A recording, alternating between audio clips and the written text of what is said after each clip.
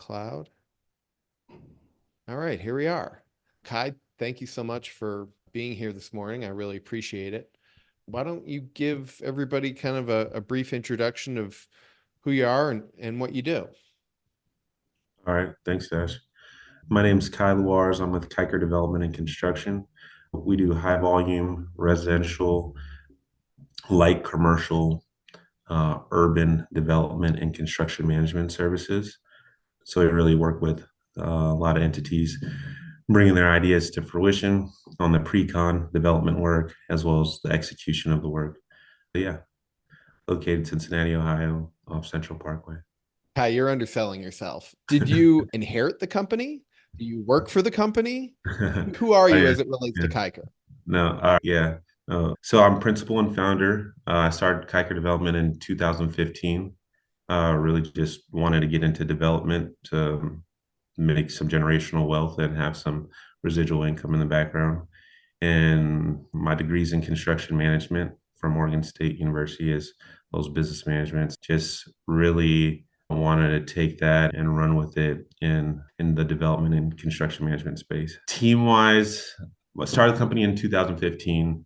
Really started building a team about 2.5 years ago, and now we have a team of 14 employees that facilitate construction from the trades, carpenters, foremen, superintendents, to the professional services of from an admin to project engineer, project manager, and so forth. So you're based here in Cincinnati. Did you grow up here?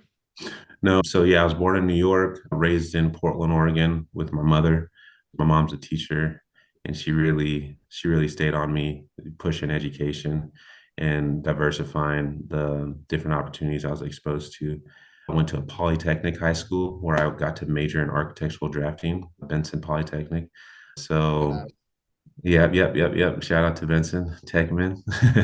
So from there, Oregon State being like an engineering school, like really sought after graduates from my school because we already showed interest in architecture, construction, or engineering, and so on and so forth. So I ended up going to Oregon State and just always interned with different construction companies, did some building defect work, some prime contracting, and yeah, I started investing as a hobby. I saw people doing it on TV and I was like, how are they doing that? And they're not even professionally trained or have professional experience. Right. And really just wanted to take that and run with it. And Cincinnati was a great opportunity. My dad is my connection to Cincinnati. He was living Okay. out here. He was doing accounting work and he invested in multifamily real estate on the back burner, properties that are already stabilized and occupied, and showed me that I could spread my eggs into multiple baskets out here from a budget standpoint, not having that much funding resources.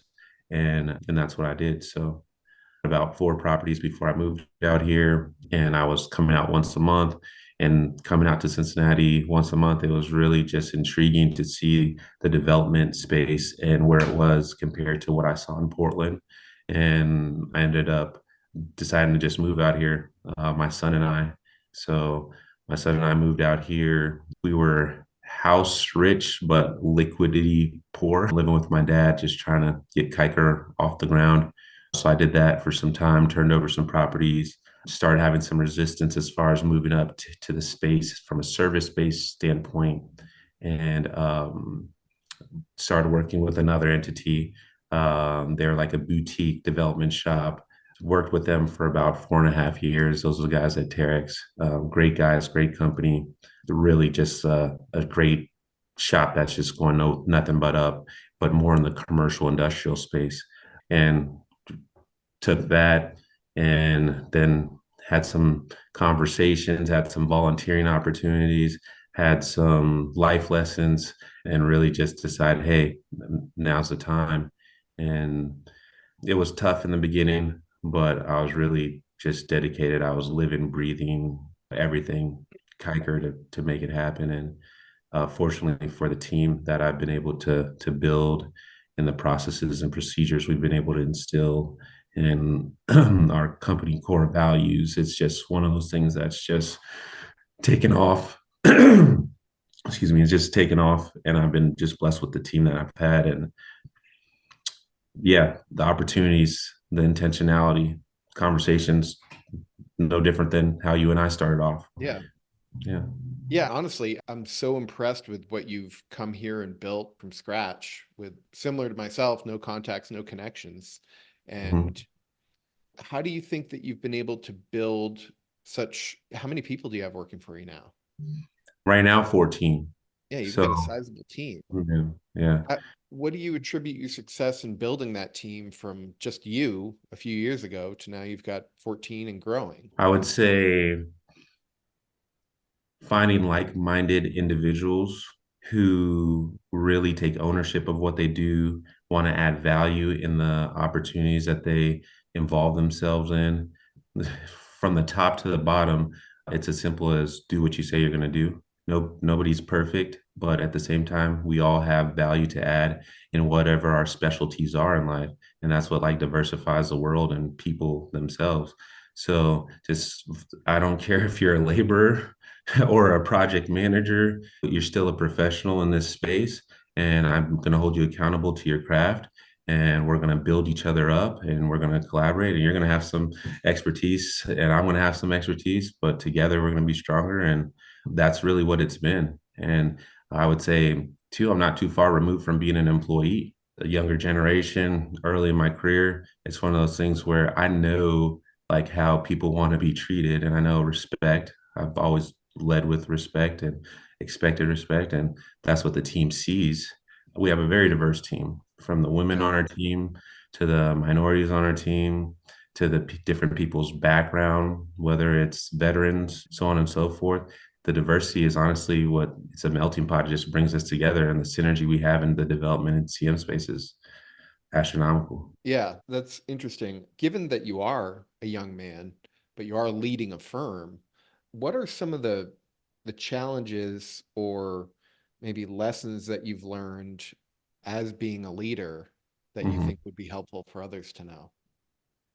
I would say establishing clear like policies and procedures is key because you want to be personable. It's natural, we're people first, but having that clear line of what's to be expected, how to handle things from just a company infrastructure standpoint has been key because I'm a very kind spoken person, but in some situations, I could be speaking to something very serious right now. And just because I'm not yelling, screaming, or calling somebody names doesn't mean that it's not serious. Having that understanding with your team and those policies and procedures in place so it's naturally communicated and respected throughout conversations and tasks is key. But yeah, you live and you learn as well. Some of it, I'll tell you the truth, we just go through it and we figure it out. And the Yeah. fundamentals of just leading with respect and being high level communicators helps. Yeah. Have you found challenges with, because I was looking at your roster of folks yesterday. I mentioned before the call, I sent you a lead, actually a couple of them. Mhm. And I was just checking out, trying to establish as much credibility. It looks like you have folks that are up and down the age range. Have you run into, or do you have apprehension about being somebody's boss that's older than you? Is that a weird thing for you or no? Honestly, no. Since I was very young, I always ended up in environments working with people older than me. So for me, it's natural. I'm going to treat you with respect, but your age doesn't change or dictate the relationship from a standpoint of we're here to build, we're here to develop. This is a team, right? So I might be leading the team, but that doesn't mean that you don't have areas which you lead in as well and have some expertise.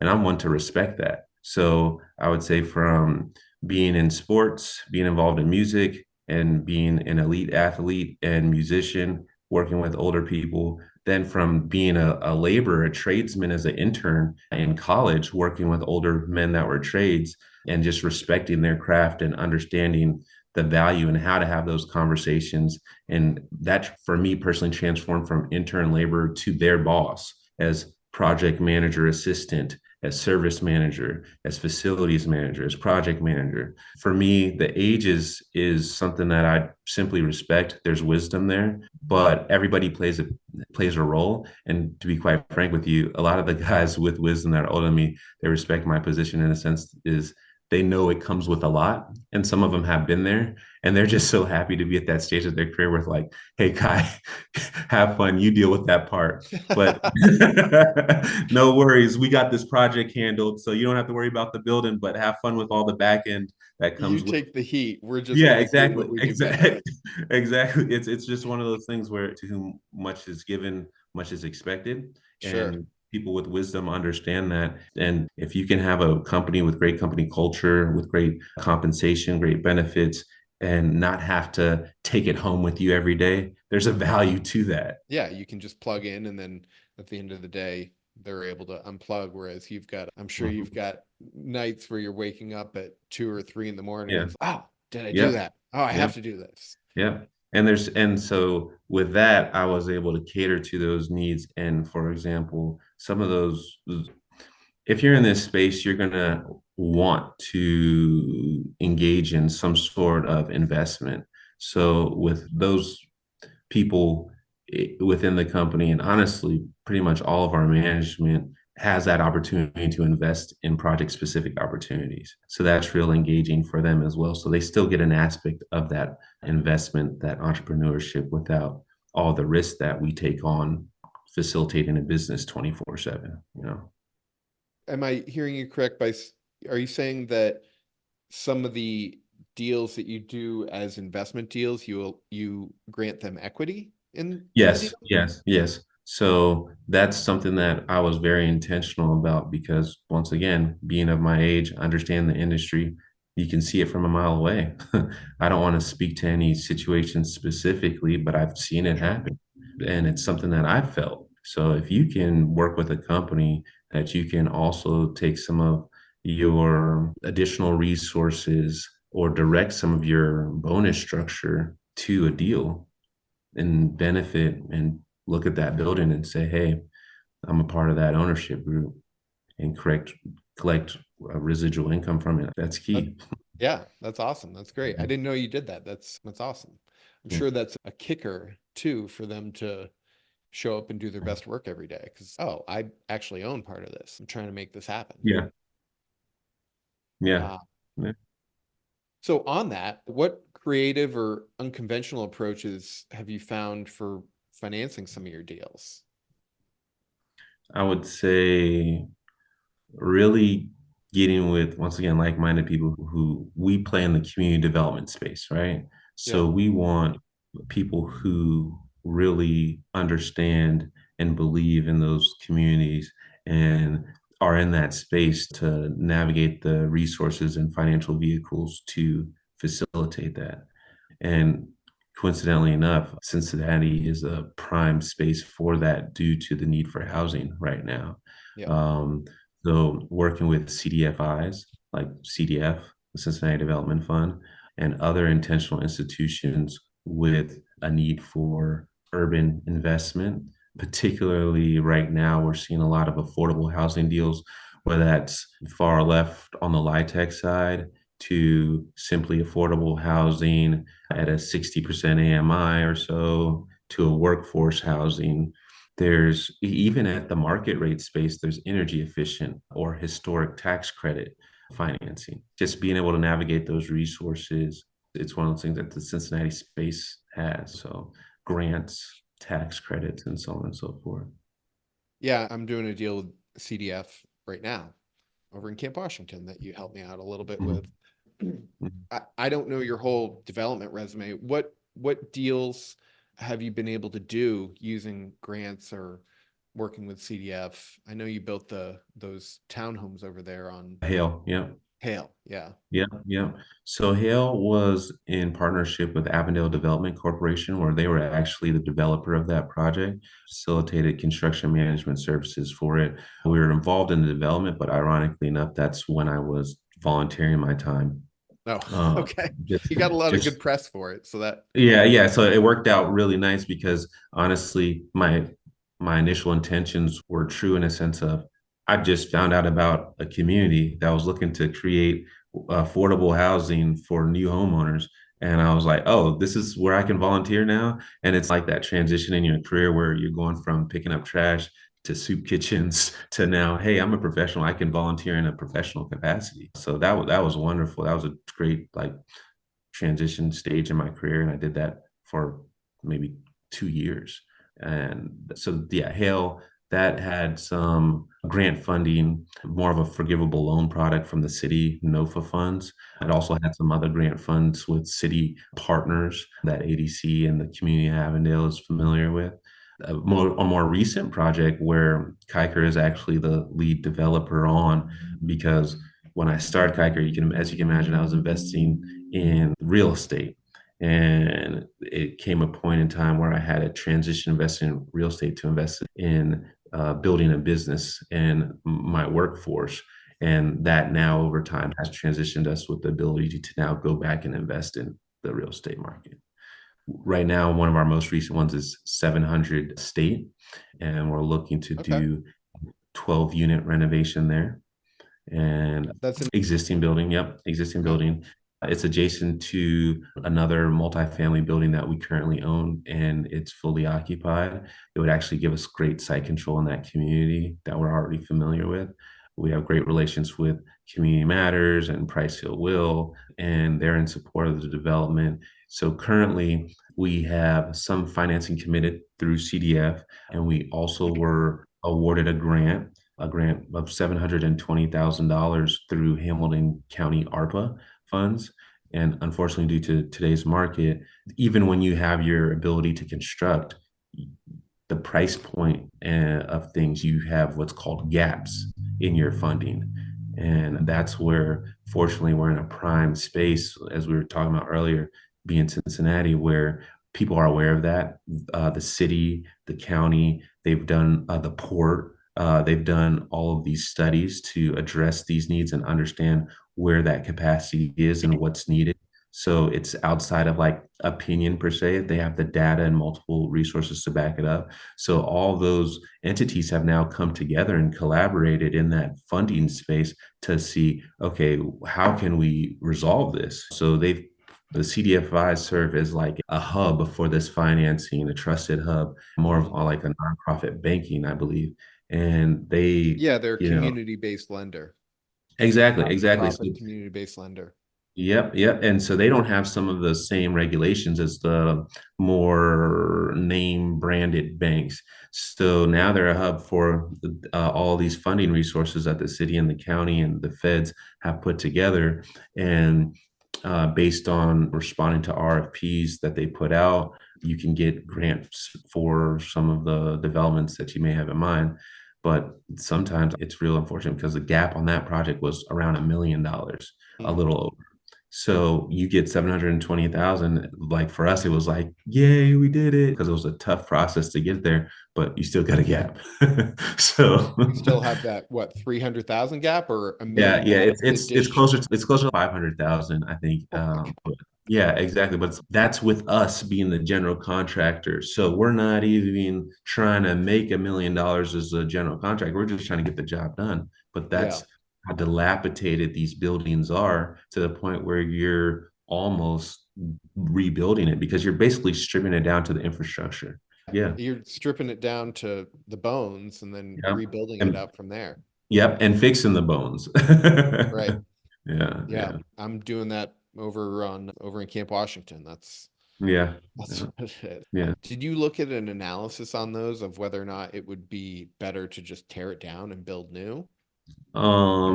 Honestly, I have not. Ironically, now that I'm getting into a lot of modular conversations, Right. I would say it's worth considering. But up until now, what we try to do, because we're a business and our basis is community development and working with different communities to understand their housing needs, a lot of the times the very first thing we consider is what's called a maximum best use study. So we simply take what's existing, what's the path of least resistance, and based on the end use being rent or for sale, how much density do we need or can we have? And then you can just you understand the max, hence maximum best use, right? And then you can Yeah. always go less and less depending on the need. So with that one, my whole point is we just did a maximum best use study for the existing building. It was very simple to go back with the layout that it once was. And it's weird because this building's been vacant for decades, but literally just putting it back to the units that what it once was as far as the overall unit footprint, the interior build out will be more modern and like accommodating in regards to like closet space and laundry dryer, things of that stuff. But for us, it was just put it back. But I think Re that's a good retrace conversation. what's there and add on to it. Yep, yep. But I think that's a good conversation to see what that delta is between renovating and just a tear down and new build. So I appreciate that. It's a curious thing because some of these buildings, it's almost like, are they beyond repair? Hmm. The the housing stock, probably in most Midwestern communities, probably most communities throughout the country, really. If it's an older city like Cincinnati, you've Hmm. probably got a lot of old buildings that are vacant that, okay, what do we do with this? Yeah, yeah. Um, That one actually, I'm thinking the only thing that may cause an issue, and this is another thing in development that I see a lot of people run into, is it is in a historical area. I don't think I'll be able to demolish this one because it's right on in Lower Price Hill, right on State Ave. yeah, I see it here. Yeah. You mentioned some of the community development agencies, and you're obviously active in community development. Are you on the boards of any of these local community development agencies? So I'm not on any community agency board specifically in regards to the specific communities that we serve, such as the West End, Price Hill, College Hill, Avondale, Evanston, things of that sort. And I think I'd entertain that opportunity on a case by case basis. But ironically enough, I've just been appointed on the board of the Cincinnati Business Chamber of Commerce. Yeah, yeah. Congratulations. Yeah, so for me, that's like the ideal community board because it Mhm. represents Cincinnati, right? And shout out to Brendan. Shout out to Brendan. Yeah, because I met him before he was in his current role there at the chamber, and just a real authentic guy. And just watched him grow. He saw me grow. We see each other now out and about, sometimes at lunch at QCC, and it's just one of those guys that was very intentional, and he knew of the representation that was needed on that board, and he reached out, and it was like the perfect timing in my career once again, where I was already thinking about those type of opportunities. But like I said, I was somewhat worried because I didn't want to more or less be looked at in a sense of choosing a singular community to serve on a board. So the Cincinnati Business Chamber allows me to really represent all communities because I truly care about all communities Yeah, and still have those authentic relationships and be able to represent and bring those things to the table so that everybody's represented. well, that's awesome, man. Congratulations. Yeah, no, thanks. So what does that mean being on the board for them? Or is it just it's sounds like you want to make it more than just a token position or Yeah, just a resume builder. What are your plans or intentions for that? I've been intentional. We've only had one meeting this year so far, but we have Okay. another meeting coming up. It's January 10th. And it was actually right before the new year. So we have an upcoming meeting. And at the most recent meeting, I was fortunate enough to talk to other board members, some that had been there for years and years, even decades, and like others that are just on and off and transitioning. So it was one of those things where really trying to tap into their knowledge and understand the biggest impact that they've had and that the board's had on them. So for me, I really want to communicate, and half half of the time it's a matter of being in the room, right? And being in the room in the right space to be able to communicate these things. Because sometimes if you just don't know, you don't know. Yeah. So my thing is to bridge that gap in communication between communities and some of the events that are held and discussions that are had with various entities and or city council members and things of that sort while we're anytime community or development and or construction is a conversation, right? and then also just to learn, right? I think there's a huge takeaway of being around a lot of elite individuals, and the Cincinnati Chamber caters to so many different spaces, right? It's not just Cincinnati's not just construction and development. I think that's a huge part of our day to day, but there's so much more to it. So just Yeah, Cincinnati is a pretty diverse economy. It's not filled with unicorn companies, but it's a lot of slow and steady wins the race sort of thing. We've oh yeah, big consumer goods, obviously with P&G, and we also have logistics is a big thing here. yeah, yeah. I Well, mean, just if you look at the roof lines across, not the roof lines, but if you look at an overhead of Northern Kentucky, mhm. surrounding CVG, it's just covered with industrial boxes. Yeah, yeah, And then we have also a big financial services sector here. I have these conversations a lot with people that aren't familiar with the city, and it's okay, why invest in Cincinnati? So we have all these things. yeah, Uh, yeah. No, I think the overall economics of Cincinnati as a whole, speaking to all the industries that you just brought up, is growing dramatically. Me coming from Portland, Portland yeah, was growing. What I often say is Cincinnati's 7 to 10 years behind where Portland was in the most respectful way, but it's a beautiful thing in a sense of, hey, we're experiencing that growth and it's going to keep on coming. And I'm seeing it. It's so many times I'm like having deja vu per se.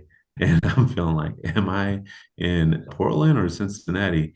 Unfortunately, Portland has taken a turn for what some may say is the worst, but before before all of that. But yeah. yeah, that's probably another conversation in and of itself. Yeah. Yeah. I'm curious, I'm a broker. Let's talk about me a little bit selfishly. What do you see as the role of brokers, and in your opinion, what's the value of a broker? Oh, the value of broker is huge. They're the connection there of pulling it together in a sense of the opportunities to be had in real estate. So really facilitating the deal. Somebody has to manage that.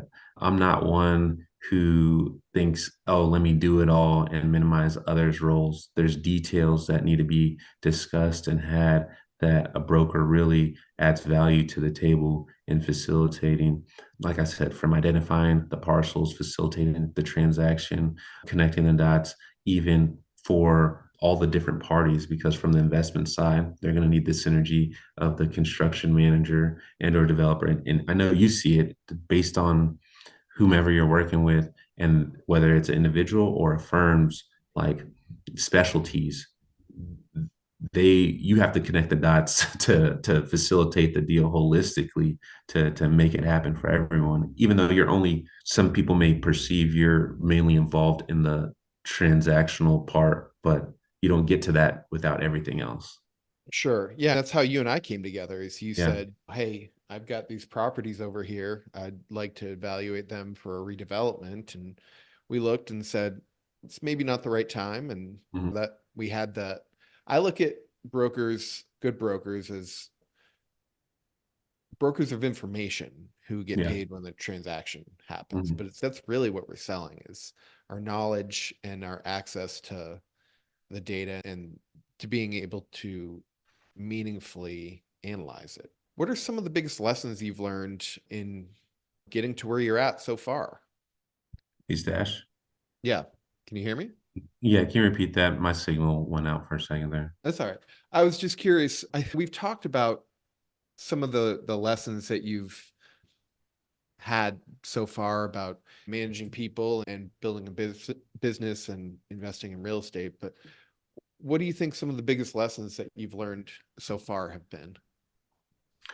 One of the biggest lessons I've learned, I would say, is patience. Yeah, Patience is key. I think, especially if you're playing in the development space, patience is key. Unfortunately, but fortunately, patience doesn't mean lackadaisical or just it'll happen when the world brings it together. It's not that. You have to push the ball, you have to direct the ball, you have to keep it rolling, but be patient in a sense of it's not going to happen overnight. I was for the Especially in development. It's yeah. overnight. Oh no, there's a process.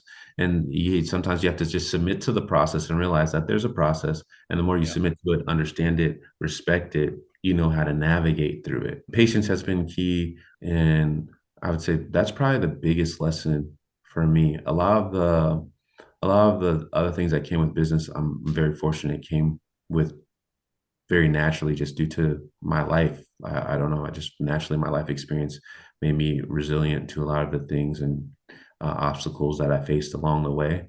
But the biggest thing for me was really patience. Yeah. I think you and I both subscribe to the philosophy of the harder you work, the luckier you get. Yeah, I found that to be true. yeah, yeah, Um, yeah. awesome. I appreciate your time. What's the best way for people to be able to get in touch with you, Kai? Oh, thanks. I'd say the best way is calling our office or shooting me an email. Our office phone is 513-275-5500. Our website, kikerdevelopment.com. Take a look, really understand what we bring to the table, the value add of our development and CM services and the talent and team that we have to facilitate them. That our office is at 2145 Central Parkway. So if you're ever in the neighborhood, feel free to swing on by, give us appointment preferred. But if you're in the neighborhood, we'd love to talk and see what we can do. Walk-ins welcome. Yeah. Awesome, man. Kai, thank you again so much for your time, and I hope you have a great rest of your day. I will. Thanks, Dash. I'm growing into this, and I was real nervous, and I would say, yeah, you made it real comfortable, and I appreciate the opportunity and the intentionality just to give me a voice on your podcast, and I appreciate all that you do, and I just look forward to us continuing our relationship. And honestly, I think this year of 2024, we're going to really be able to execute on some great things. So I look I think forward. so. The motto of this is going to be, or is, interesting conversations with interesting people. And I was doing my initial brainstorm of, okay, who do I want to talk to? And immediately you came to mind. So again, I appreciate you being here. Yeah, no, thank you. Thank All you. right. All right, have a good one. You too.